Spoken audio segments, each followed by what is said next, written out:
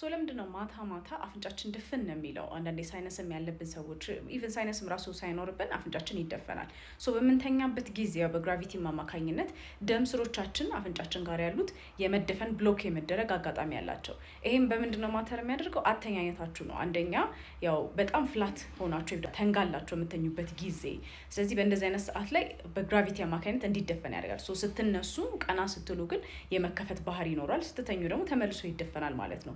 ከሱ ውጪ ደግሞ አቧራ ነገር ትራሳችሁ ላይ ያለ ፓርቲክሎች የደስት ነገር ይሄ የሚራገፉ የሚበተኑ ብናኞች ነገሮች ካሉ እሱም ደግሞ ስትተኙ ሞር አፍንጫችሁ እንዲደፈን ያደርጋል ማለት ነው። ሶ ኔክስት ታይም ዲዛይን ነገር በጣም የሚያስቸግራችሁ ከሆነ አትሊስት ቀና ብሎ ለመተኛት አንደኛ ነገር ኦኬ። በጣም የምትቸገሩ ከሆነ ትራሳችሁን አስተካክላችሁ ትንሽ ቀና ብላችሁ እንድትተኙ እሱ ትንሽ የመደፈኑን እንዲቀንስ ያደርጋል።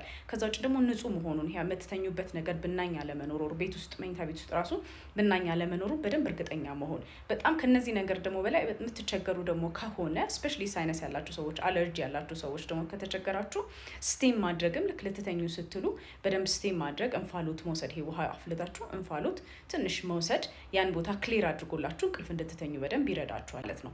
I hope it helps. Thank you. Bye.